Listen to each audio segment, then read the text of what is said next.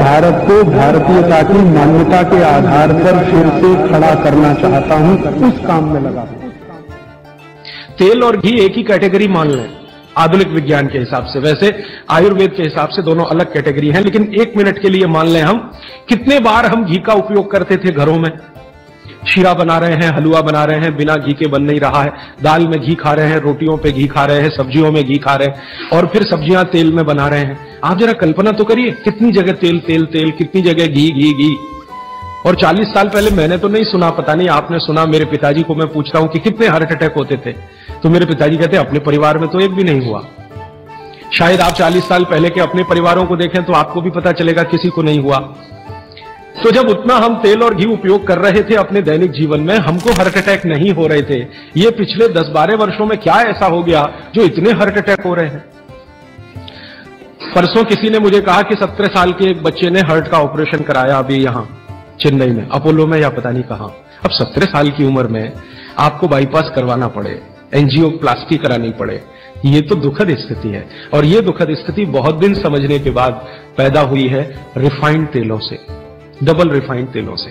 तो भागवत सूत्र के अनुसार आज मैं आपको विनती करता हूं कि जिंदगी भर वात की बीमारियों से अगर बचना है आपको, तो तेल शुद्ध खाइए, तेल एकदम शुद्ध खाइए। अब आपका तुरंत अगला प्रश्न आएगा, जी चेन्नई में मिलता नहीं, दुनिया में ऐसी कोई चीज नहीं है जो कहीं ना मिले। अर्थशास्त्र ये कहता है कि आप डिमांड खड़ी करो, हर चीज की सप्लाई होती है। जब रिफाइंड और डबल रिफाइंड तेल बिक सकता है तो शुद्ध तेल भी यहीं मिलेगा। आप जितने लोग यहां बैठे हैं, अगर आप ही आज संकल्प कर लें कि हम तो शुद्ध तेल ही खाएंगे, कल से देखना बहुत सारी यहां ऑयल मिलें लग जाएंगी, तेल निकालने वाली मिलें लग जाएंगी। और अब घानी लगाना बहुत ही आसान है। पहले एक जमाना था जब घानी लगाओ तो खर्चा बहुत होता था। अब तो 20-25 हजार रुपए की छोटी मशीन आती है और उसी मशीन में सब तरह के तेल निकल सकते हैं। अलग अलग मशीन भी लगाने की जरूरत नहीं। आप चाहे तो घानी भी लगा सकते हैं, वो तो 18-20 हजार की ही आती है, बैल से चलने वाली घानी। वो अब महंगी नहीं रह गई है और बहुत आसानी से तेल निकल आता है। तो इसलिए आप तेल शुद्ध की तरफ बढ़ जाइए। और मैं आपको जो रिसर्च कहती है वो कह रहा हूं कि जिस तेल में चिपचिपापन जितना ज्यादा होगा वो आपके लिए उतना ही उपयोगी है। जिस तेल में बास जितनी ज्यादा होगी वो उतनी ही उपयोगी है। सरसों के तेल के बारे में सारे डॉक्टर्स ऑल इंडिया इंस्टीट्यूट के जो रिसर्च कर चुके हैं वो ये कहते हैं, सरसों के तेल का डब्बा मुंह पे लगाओ और जो आंख में से आंसू तुरंत ना निकले तो समझ लो वो नकली है। उसकी इतनी तेज बास आएगी कि आंख से आंसू निकल ही आएंगे, नाक चलना आपकी शुरू हो ही जाएगी। वो कहते हैं वो उसके शुद्धता की गारंटी है। तो आप इसको अपने जीवन में ध्यान रखें। वात के रोगों को जीवन भर चिकित्सा करनी है तो तेल की मदद से ही सबसे ज्यादा उपयोगी है। और तेल खाने के तरीके आप सब जानते हैं, उन्हें बताने की जरूरत नहीं है कि सब्जी में कितना तेल डालना, दालों में या आपके दूसरे भोजन पकवानों में तेलों का किस तरह से उपयोग करना। मैंने ये देखा हिंदुस्तान में कि हमारे यहां तीज त्योहार होते हैं और हर तीज त्योहार में कुछ खास तरह के व्यंजन और पकवान बनते हैं। मैंने ये देखा है कि कुछ खास तरह के त्योहार में कुछ खास तरह का तेल उपयोग हो रहा है, दूसरे तरह के त्योहारों में दूसरे तरह का तेल उपयोग हो रहा है। उसके पीछे बड़ा साइंस है, बहुत बड़ा साइंस है, बहुत बड़ा विज्ञान। वो विज्ञान ये है कि जैसे मान लीजिए होली के आसपास के त्योहार, चैत्र के महीने के त्योहार, फागुन और चैत्र के महीने के त्योहार। अब फागुन और चैत्र के महीने के त्योहारों में जो जो पकवान बन रहे हैं, आप उन पर अगर नजर डालें तो वो उस मौसम के हिसाब से बहुत ही अनुकूल है। दिवाली के आसपास के जो तीज त्योहार हैं, नवंबर दिसंबर के या अक्टूबर नवंबर के, उनमें जो पकवान बन रहे हैं वो खास तरह के प्रिपरेशन है, बहुत गहरा विज्ञान है। कभी मौका मिला तो इस पे अलग से ही बात करूंगा कि त्योहारों में पकाए जाने वाले जो व्यंजन हैं वो हमारे शरीर को किस तरह की मदद कर रहे हैं।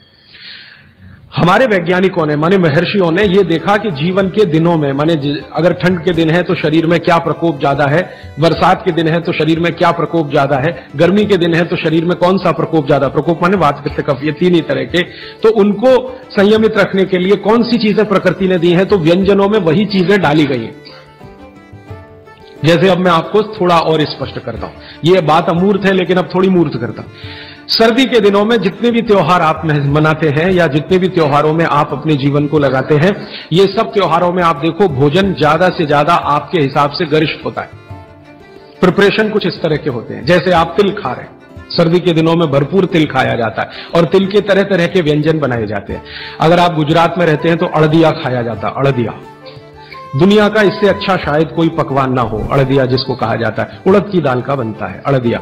ऐसे ही राजस्थान के कुछ इलाकों में विशेष पकवान है, ऐसे उत्तर प्रदेश के इलाकों में कुछ पकवान है।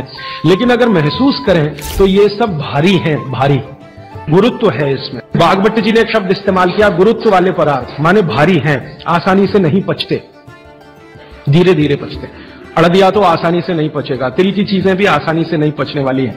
लेकिन जिन दिनों में हम ये खा रहे हैं उन दिनों में शरीर के लिए यही अच्छा है कि कोई चीज आसानी से ना पचे, धीरे धीरे पचे, देर में पचे। क्यों? अब ये ठंडी के दिन होते हैं तो ठंडी के दिनों में शरीर में पित्त जो है ना थोड़ा कम होता है, पित्त थोड़ा कम होगा, वात ज्यादा बढ़ा हुआ रहेगा और कफ सबसे ज्यादा बढ़ा हुआ रहेगा ठंड के दिनों में। अब कफ सबसे ज्यादा बढ़ा हुआ है तो कफ का असर हमारी जठर अग्नि पर है। अब कफ का असर जठर अग्नि पर है तो जठर अग्नि भी थोड़ी कम रहती है, थोड़ी, जो गर्मियों के दिनों में वो भड़कती है उतनी नहीं होती। तो अगर आपकी जठर अग्नि कुछ कम है, कफ के प्रभाव में है, तो आप भोजन भी ऐसे खाइए जो तुरंत पचने वाले नहीं है, धीरे धीरे पचने वाले हैं, ताकि जठर अग्नि उसके साथ मेल कर ले अपनी गति का। ऐसे समझ लो जठर की गति कम होती है तो खाया जाने वाला खाना भी कम गति से पचने वाला हो तो बहुत अच्छा है। तो सोच समझकर यह तय किया गया कि सर्दी के दिनों में तिल खाना है, सर्दी के दिनों में मूंगफली खानी है, सर्दी के दिनों में गुड़ खाना है, सर्दी के दिनों में घी सबसे ज्यादा खाया जाता है। और आपने अक्सर वैद्यों से सुना होगा सेहत बनानी है तो यही दिन सबसे अच्छे हैं, माने खूब अच्छा अच्छा खाओ। और भगवान का दिया हुआ भी इन महीनों में भरपूर होता है। तिल भी इन्हीं महीनों में आते हैं, मूंगफली भी नई इन्हीं महीनों में आती है, चने भी इन महीनों में नए आते हैं। तो अच्छा खाना खाने का समय यही माना जाता है सर्दियों का। और अच्छा खाना वो जो गुरुत्व वाला है, गुरुत्व वाला वो जो थोड़ा धीरे धीरे धीरे धीरे पचता है। तो कितना बड़ा मेल बिठाकर हमारे लोगों ने हमारे व्यंजनों को त्योहारों के साथ जोड़ा। गर्मी के दिनों में उल्टा होता है, गर्मी के दिनों में आपका पित्त भड़कता है, माने अग्नि तीव्र है, तो आप ऐसा खाना खाओ जो जल्दी हजम हो जाए। बारिश के दिनों में सम रहता है, पित्त जो है बहुत ही कम होता है। तो बारिश के दिनों में यह कहा जाता है कि भैया सबसे हल्का खाना खाओ बारिश के दिनों में, क्योंकि पित्त उस समय सबसे कम है। और कई बार तो कहते हैं जी एक ही बार खा लो तो अच्छा है बारिश के दिनों में।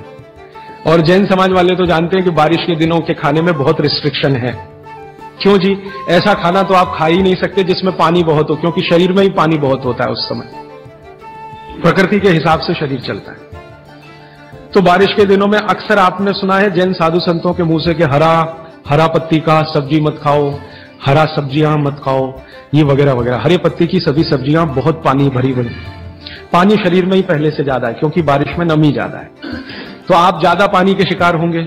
ज्यादा पानी भी अच्छा नहीं है, कम पानी भी अच्छा नहीं है। तो इसलिए साधु संत जो कहते हैं वो भी कुछ विज्ञान के आधार पर कहते हैं। बस अंतर इतना ही है कि हमारे दिमाग में क्यों इतना गहरा घुसा हुआ है कि जब तक क्यों एक्सप्लेन कोई नहीं करता हम ना उसकी बात सुनते हैं ना मानते। तो अपने देश में बागभट्ट जी के अनुसार वात की चिकित्सा जिंदगी भर अच्छी रहे आपकी तो तेल शुद्ध खाइए, ये एक सूत्र। अब दूसरा सूत्र वो कहते हैं कि पित्त की चिकित्सा, पित्त जिंदगी भर आपका ठीक रहे, आपको तकलीफ ही ना आए, तो कहते हैं देशी गाय का घी खाइए। पित्त को जिंदगी भर सम रखने के लिए अगर कोई एक चीज उन्होंने बताई है सबसे अच्छी, वैसे तो उन्होंने सैकड़ों चीजें बताई, सबसे अच्छी तो उसकी ऊपर की श्रेणी में गिनती है घी। घी माने गाय का घी। भैंस के घी के लिए उन्होंने बोला है, लेकिन उन्होंने कहा है कि वो एक ही कैटेगरी के लोगों के लिए है जो कुश्ती लड़ते हैं। कुश्ती लड़ते हैं माने पहलवानी करते हैं, दंड बैठक लगाते हैं, पहलवानी करते हैं, वो घुमाते हैं। इनके लिए उन्होंने कहा है कि ये गाय का घी कभी ना खाएं, ये भैंस का ही घी खाएं, क्योंकि होना ही उनको भैंस के जैसा है। आपके लिए नहीं है, आप सदगृहस्थ हैं, ना आपको कुश्ती लड़नी है, ना आपको पहलवानी करनी है, ना आपको दंड बैठक लगानी है, ना आपको रेस जीतनी है, आपको तो जीवन अपना चलाना है ठीक तरीके से। तो आपके लिए है गाय का घी। और पहलवान जो कुश्ती लड़ रहे हैं, अखाड़े में दंड बैठक लगा रहे हैं, मुगदर घुमा रहे हैं वगैरह वगैरह, इनके लिए है भैंस का घी। भागवत जी कहते हैं कि वो अगर गाय का घी खाएंगे तो बीमार पड़ेंगे, और आपने अगर भैंस का घी खाया तो आप तकलीफ में आएंगे। तो जिंदगी भर पित्त आपका ठीक रहे, पित्त से होने वाली बीमारियां ना हो, तो आप गाय का घी खाते रहिए।